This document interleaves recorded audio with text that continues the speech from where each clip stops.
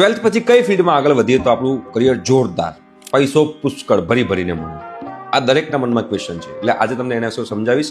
Because સવાલ છે તમારા કરિયરનો, તમને આ ખબર હોવી જરૂરી છે. તમે લોકો બેટા એક વસ્તુ ધ્યાનમાં રાખજો. હાઈકોર્ટ છે ગુજરાત હાઈકોર્ટ. હવે ગુજરાત હાઈકોર્ટનો વકીલ છે તો એ એક ઇયરિંગના કેટલા રૂપિયા લેતો હશે? 50,000 રૂપિયા, લાખ રૂપિયા લેતો હશે. અને તમે એ જગ્યાએ ઘી કાંઠાના કોર્ટ જે છે ત્યાં વકીલ જજો, ત્યાં લોકોના વકીલ જે છે 25 રૂપિયા, 50 રૂપિયા, 100 રૂપિયા માટે એ લોકો જે છે એ ફાઇટ કરતા હોય છે. તો તમે હાઈકોર્ટના લોયરને જોશો એવું લાગશે કે સાલું લોયરમાં તો બહુ પૈસો છે, લોયર જ બનાય. પણ તમે ઘી કાંટાના લોયરને જોશો, વકીલને જોશો એવું લાગશે કે સાલું વકીલમાં તો બહુ જ બેકારી છે.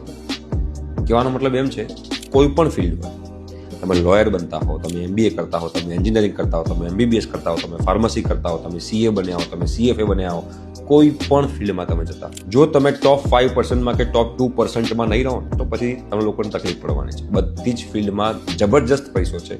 શરત માત્ર એટલી કે તમે એ ફિલ્ડમાં ટોપ પર રહેલા હોવા જોઈએ, તો તમારું કરિયર બને.